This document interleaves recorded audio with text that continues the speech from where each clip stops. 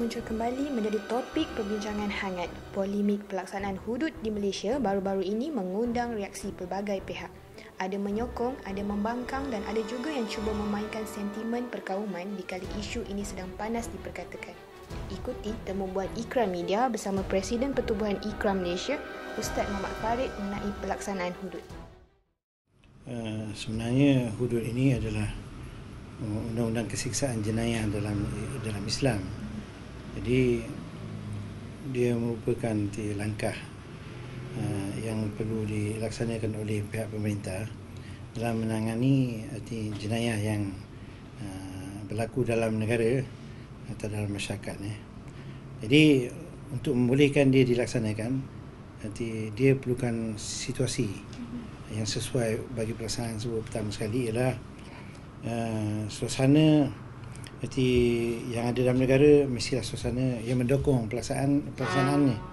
Jadi hudud ini tidak boleh dilaksanakan melainkan sesudah penegakan sistem Islam. Sebagai contoh, kita katalah berkaitan dengan pelaksanaan hukum pertentangan kepada jenayah rompak atau jenayah samun. Jadi benda itu hanya boleh dilaksanakan sesudah negara menegakkan sistem ekonomi Islam di mana semua orang berpeluang untuk memperoleh pekerjaan yang memungkinkan mereka memperoleh pendapatan yang cukup. Jadi tidak ada sebab untuk dia mencuri. Tapi kalau ada juga golongan yang mencuri sesudah wujud suasana mungkin golongan ni merupakan golongan yang mesti dihukum kerana dia telah melanggar kesejahteraan umum, kan, sedangkan peluang untuk dia memperoleh wang secara halal tu sudah terbuka. Okey, itu satu. Yang keduanya situasi itu situasi yang disediakan oleh pihak pemerintah lah. Pemerintah kena samping pemerintah menyediakan suasana maksudnya yang tidak memungkinkan mereka melakukan maksiat ataupun melakukan jenayah tersebut.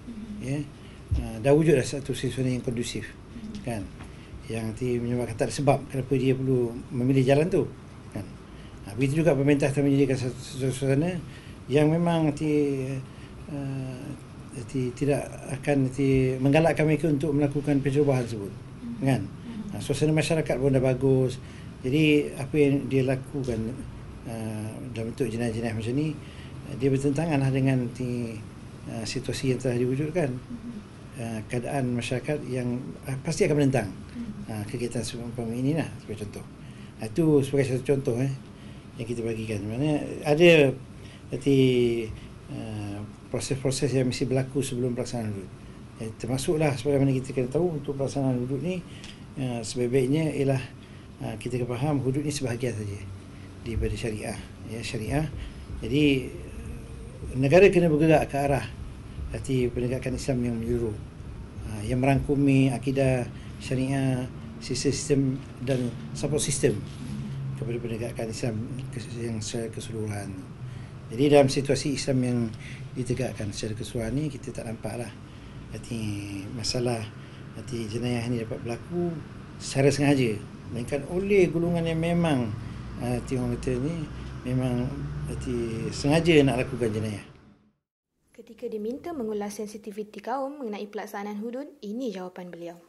Kita sebenarnya, sebagaimana yang kita keluarkan dari kenyataan kita, Islam itu satu agama yang komprehensif, kan.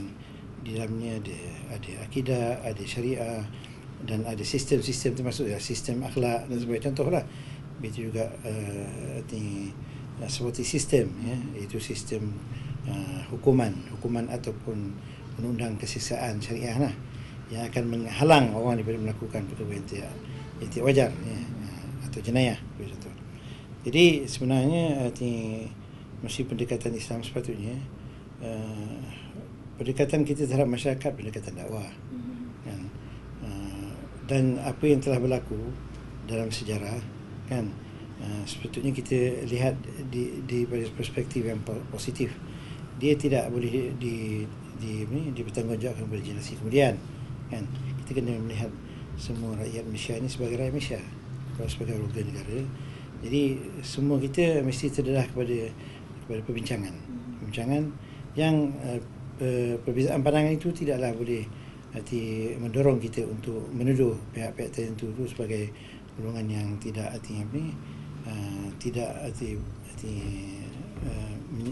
tidak mendukung negara kita, negara Malaysia. Mereka juga mesti dianggap sebagai rakyat.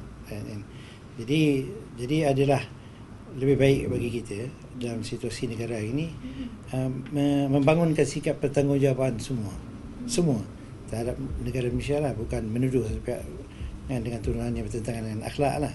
Jadi sebenarnya berdepan dengan kes ni memang ada dua kumpulan alternatif. Satu tidak mendukungnya, tidak faham kan, tidak memperoleh penerangan yang cukup berdepan dengan isu ini kan.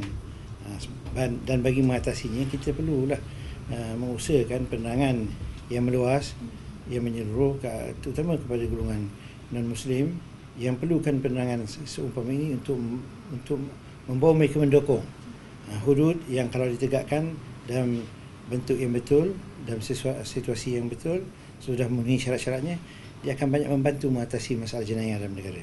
Kan? Ketika diminta sebagai contoh, pelaksanaannya akan membawa masyarakat kepada satu situasi yang lebih sejahtera. Tapi ada juga, memang ada satu golongan yang mungkin sudah ada pendirian kan. Lantaran mereka ini telah mendapat informasi-informasi, maklumat-maklumat yang mengelirukan ataupun mereka telah berpegang dengan maklumat yang salah kan. Jadi bagi golongan ni kita kenalah bersabar dan mengajak mereka kepada satu diskusi yang jauh lebih panjang, lebih dalam, agar kita dapat menggugat pandangan-pandangan mereka yang tidak betul itu. Jadi itu akan membawa kepada penyelesaian lah, kepada sikap yang tidak betul yang telah mereka pegang selama ini. Ustaz, Undang-Undang Malaysia dilihat seperti kelihatan agak gagal menangani masalah jenayah yang semakin berluasa. Dengan pelaksanaan hudud ni, Ustaz melihat bagaimana ia dapat menangani?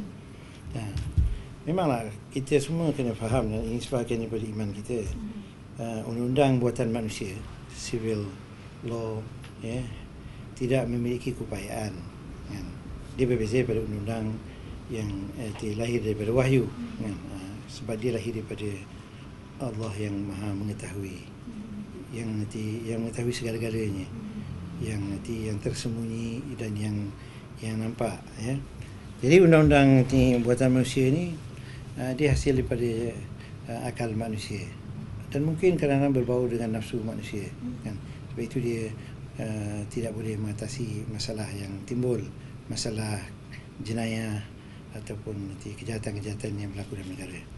Jadi kita berharap dengan pelaksanaan hukum hudud yang memenuhi syarat-syarat yang telah kita sebutkan tadi, kita berharap dia akan dapat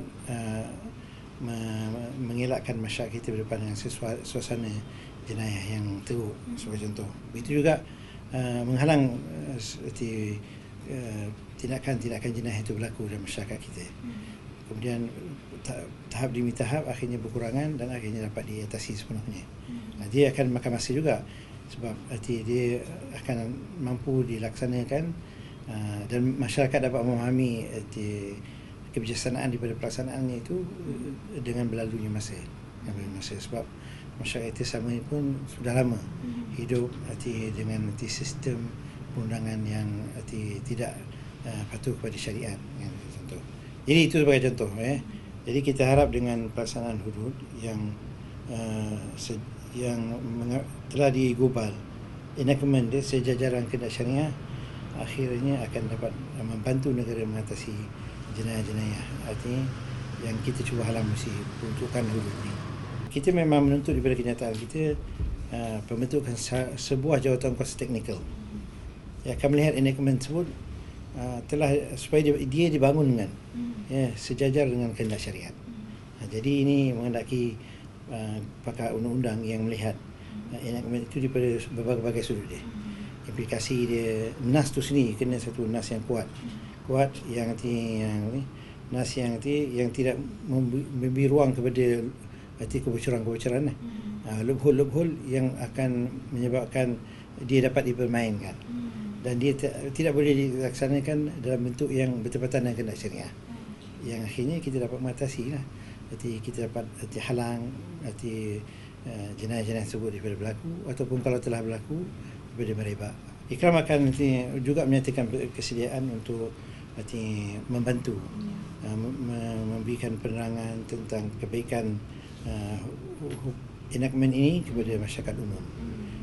Masyarakat umum Malaysia, masyarakat berbagai kaum, supaya mereka di menerusi pendengar-pendengar semua ini akan mendukung setiap inisiatif yang bertujuan untuk membangun Malaysia yang sejahtera, yang rakyatnya saling bekerjasama untuk membangun negara yang zero jenayah.